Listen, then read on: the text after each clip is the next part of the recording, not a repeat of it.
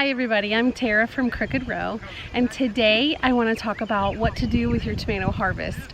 It is nearing the end of September and we are still getting tomatoes. Tomatoes, cucumbers, peppers, little Tommy toes. I love these. Lots of basil. And so with that in mind, you want to do neat and interesting things. We all make ketchup, we all do diced tomatoes and tomato sauce and tomato pastes and things like that. But how about some neat and interesting recipes that you can or freeze? So when you have beautiful harvests like this at the end of September, that's a blessing. So let's use that blessing. Let's head to my kitchen. Okay, we are in my kitchen. Excuse all the construction mess. But now I just have a normal coil electric stove. So I'm gonna just turn this on high and wait for it to get hot. And all you're gonna do is place these peppers. Mine are a little bit overripe from the garden, but it's okay. And if you get them from the store, that's fine too. These came from the garden, and I'm even going to use one of the yellow ones. And I use the stems. You'll start hearing popping, and you'll just see where I'm going to turn these and char these. It's not rocket science, but it does make them taste really good.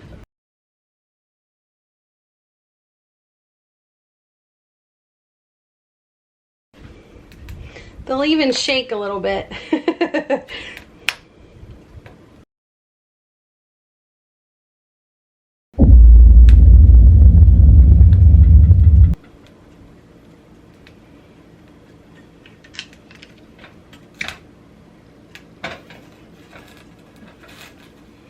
Then you can turn them as they blacken. You can also do this over an open fire if you want. Ooh, that stem is catching on fire.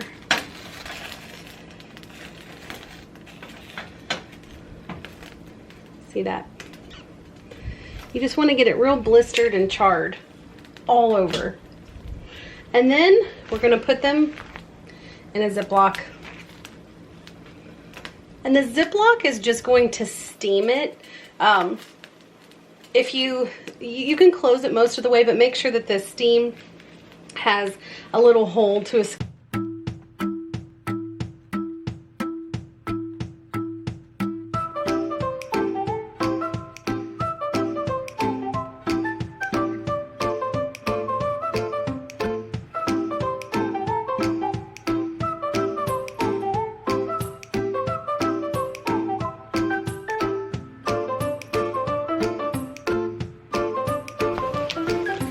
Okay, these are just about done, and my wee little kitchen smells so good.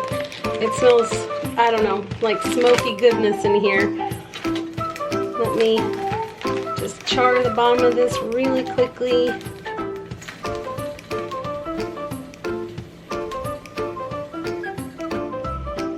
Is one charred pepper. So I'm going to put them in here and close it up most of the way. These need about 10 minutes to cool before you can handle them. So I'm going to go ahead and cut all of my tomatoes,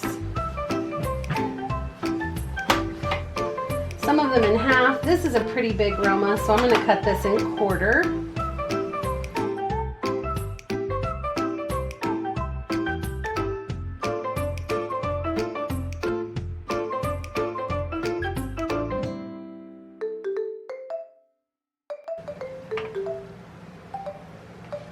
Look how big this Roma is.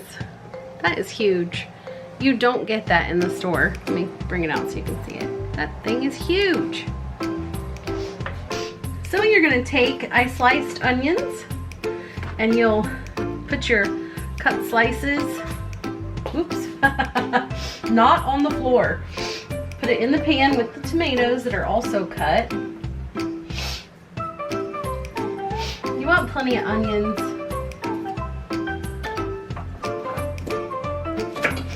Onions bring the flavor, profile that nothing else does. Okay, so you want to take olive oil and just liberally spread it over the tomatoes and onions. And you can use fresh garlic for this.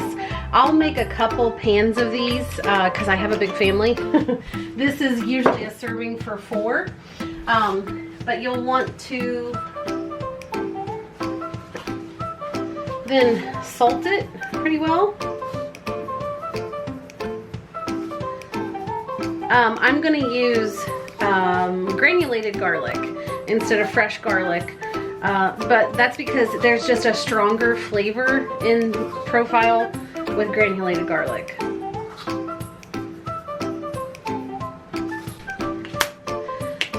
So I'm just going to put granulated garlic, and I use a lot.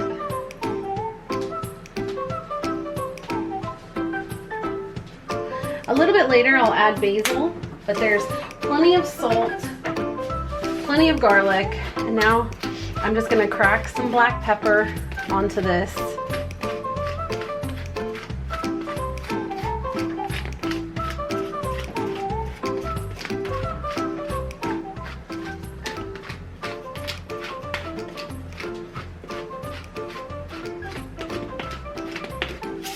And there we have it. Now I'm going to put it in my oven at 400 degrees for about 30 minutes. Everybody's oven is different, so check yours after about 20 minutes. I'll show you what it should look like when it's done. Bake. 400. Wait for it to preheat and then stick it in the oven.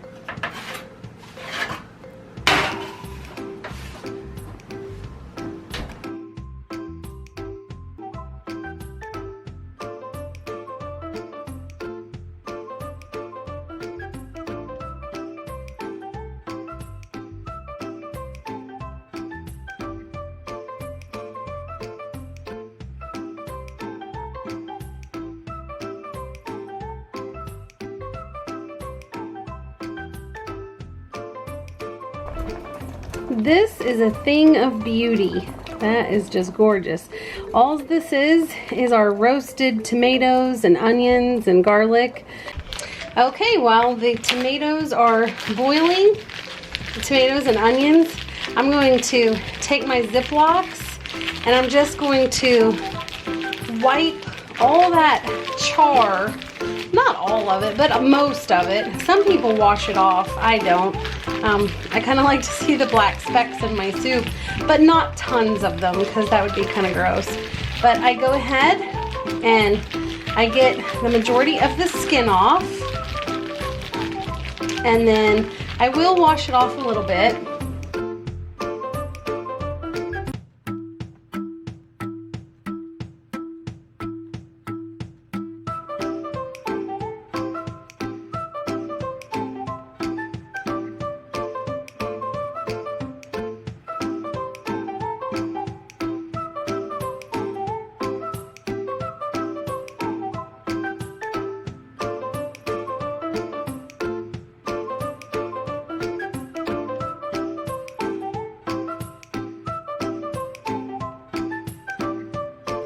Okay, that is what they look like.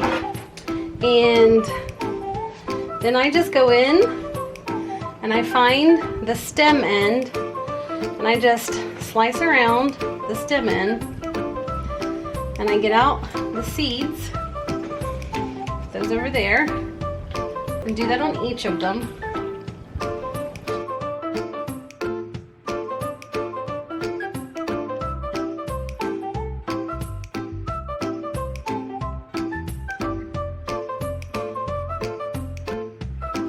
And then I'm just going to chop these up kind of small and put them in my pot.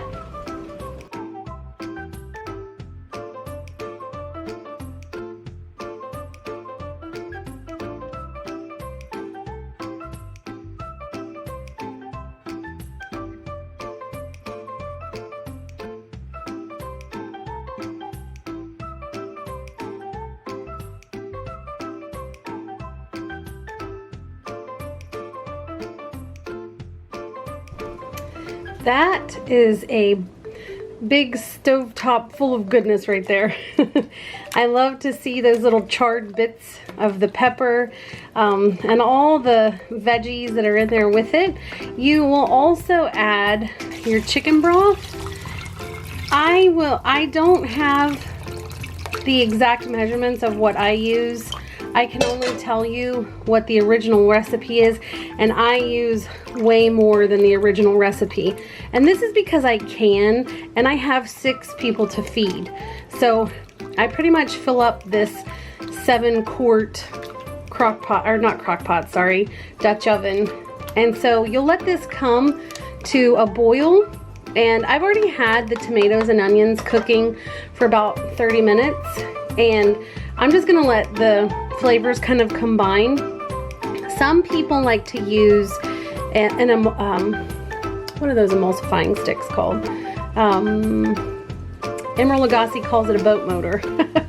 I used to have one, mine broke the other day, so I will be transferring all of this hot liquid into my food processor. Now I have the kind of food processor that can take hot liquid because it has a seal on it. If yours does not have a seal, please don't attempt to put it in. If you're going to use a blender, please proceed with caution because hot liquids tend to spew out. So ninjas, all of that. Just read how you utilize that with your soup, but you're going to cook this for a little bit, you could do another 30 minutes. I'm not going to, just because I've already done it, but I am going to make this extremely smooth in my food processor, and then I'll be back. After it has simmered for a bit, this is starting to, you can make yours more smooth. I have some chunks in mine. My family actually doesn't like it fully smooth. I like it fully smooth. But that's up to you. Just blend it longer than what I did. And you want to add some apple cider vinegar. 1, 2. And I'm making quite a bit more than what is in the recipe, so you just follow the recipe. We'll have it listed below. And here is 2 tablespoons of sugar, but again, it will be different in the description below. Sorry. And I add a little bit of pepper, and then just taste for seasoning, and whatever you feel like it's lacking. The vinegar and the sugar together bring in a great acidity that we all know and love in tomato soup. So this is tomato bisque. If you're gonna can this, do not put the cream in it. Just go ahead and can it exactly as it is right now. And then when you go to prepare this, then you can put in your cream and basil.